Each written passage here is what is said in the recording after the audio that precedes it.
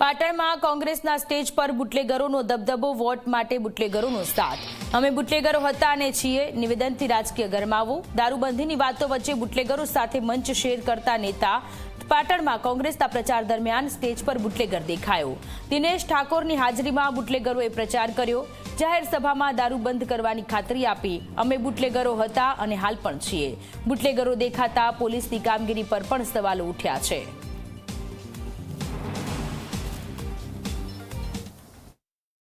અડિયા ખાતે જે ગ્રામ સભા થઈ છે, આપણે માનનીય શ્રી એમએલએ દિનેશભાઈ ઠાકોર અને કોંગ્રેસના જે કાર્યકર્તા છે એ બધાનું હાર્દિક સ્વાગત કરું છું। આ છે મારો મોટો ભાઈ છે, આ મારા કાકા છે, આ મારા કાકાનો દીકરો છે। તો તમામ ગામનો વડીલો, સજ્જનો અને બધા ભાઈઓ મિત્રોનું હાર્દિક સ્વાગત કરું છું।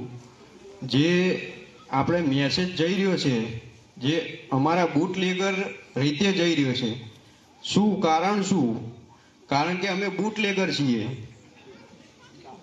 અને હતા, અને હવે આજથી અમે સંપૂર્ણ રીતે દારૂ વેચવાનું બંધ કરીએ છીએ એવી અમે ગ્રામ સભામાં બોલીએ છીએ।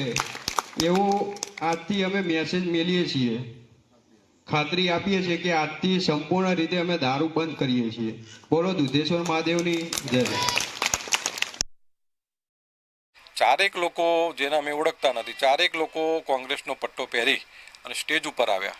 સ્ટેજ ઉપર આવી અને એવી વાત કરી કે ભાઈ અમારા ગામનું સારું થાય, ગામનું ભલું થાય, એના માટે એક જાહેરાત કરવી છે। અને જાહેરાત અમારા મનમાં એવું હશે કે કોંગ્રેસની કંઈક સારી વાત કરશે, એટલે આવીને એમને એવી વાત કરી કે ભાઈ અમે આટલા વર્ષોથી અડિયા ગામની અંદર દેશી દારૂનો ધંધો વેપાર કરતા હતા, વેચતા હતા, પણ આજે આ ક્ષણે અમે આ કોંગ્રેસની સભાની અંદર અમે આજથી આ દારૂ વેચવાનું બંધ કરીએ છીએ અને આજથી અમે દારૂ વેચીશું નહીં, અને અમારો જે મૂળ જે છે ધંધો ખેતીનો, એ આજથી ખેતી કરીશું।